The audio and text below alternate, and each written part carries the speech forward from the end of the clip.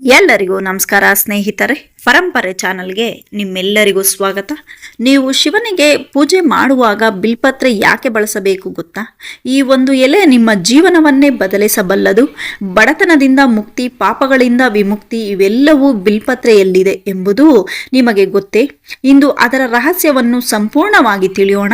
ಯಾರು ಸ್ಕಿಪ್ ಮಾಡದೆ ಕೊನೆವರೆಗೂ ನೋಡಿ. ಕೊನೆಯಲ್ಲಿ ಒಂದೇ ಒಂದು ಲೈಕ್ ಮಾಡಿ, ಹಾಗೆ ಸಬ್ಸ್ಕ್ರೈಬ್ ಮಾಡಿಕೊಳ್ಳೋದನ್ನು ದಯವಿಟ್ಟು ಮರಿಬೇಡಿ. ಬಿಲ್ಪತ್ರೆ ಎಂದರೆ ಶಿವನಿಗೆ ಅತ್ಯಂತ ಪ್ರಿಯವಾದದ್ದು.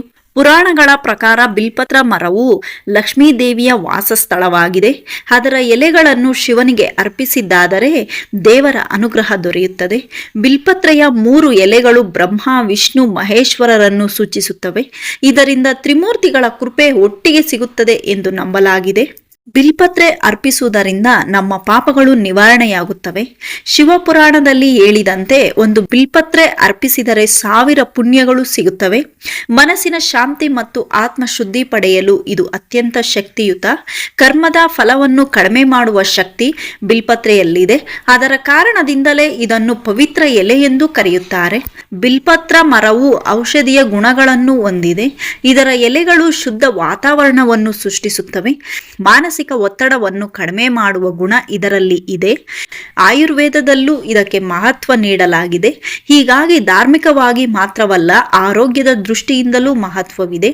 ಬಿಲ್ಪತ್ರೆ ಅರ್ಪಿಸುವ ಮೊದಲ ಕೆಲವು ನಿಯಮಗಳನ್ನು ಪಾಲಿಸಬೇಕು. ಮೊದಲು ಎಲೆಗಳನ್ನು ಸ್ವಚ್ಛವಾಗಿ ತೊಳೆಯಿರಿ. ಎಲೆಗಳು ಒಡೆದಿರಬಾರದು ಅಥವಾ ಕೀಟಗಳಿಂದ ಹಾನಿಯಾಗಬಾರದು. 3 ಎಲೆಗಳಿರುವ ಬಿಲ್ಪತ್ರೆಯನ್ನು ಬಳಸಬೇಕು. ಎಲೆಗಳ ಹಿಂಭಾಗವನ್ನು ಶಿವಲಿಂಗದ ಮೇಲೆ ಇಡಬೇಕು.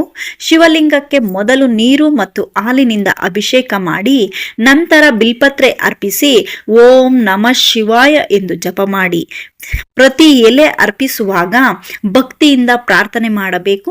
ಶುದ್ಧ ಮನಸ್ಸು ಅಥವಾ ಭಕ್ತಿ ಅತ್ಯಂತ ಮುಖ್ಯ.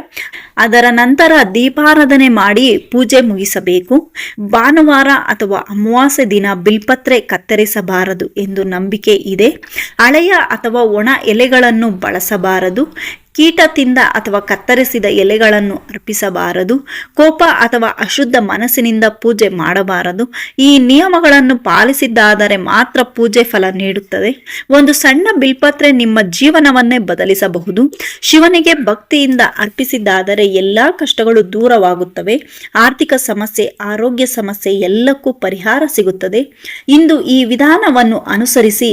ಮಹಾದೇವನ ಆಶೀರ್ವಾದ ನಿಮ್ಮ ಮೇಲೆ ಸದಾ ಇರಲಿ. ಈ ಮಾಹಿತಿಯು ನಿಮಗೆ ಉಪಯುಕ್ತವಾಗಿದ್ದಾದರೆ ಲೈಕ್ ಮಾಡಿ, ನಿಮ್ಮ ಸ್ನೇಹಿತರ ಜೊತೆ ಶೇರ್ ಮಾಡಿ. ಇನ್ನಷ್ಟು ಧಾರ್ಮಿಕ ವಿಡಿಯೋಗಳಿಗಾಗಿ ನಮ್ಮ ಚಾನೆಲ್ ಅನ್ನು ಸಬ್ಸ್ಕ್ರೈಬ್ ಮಾಡ್ಕೊಳ್ಳಿ.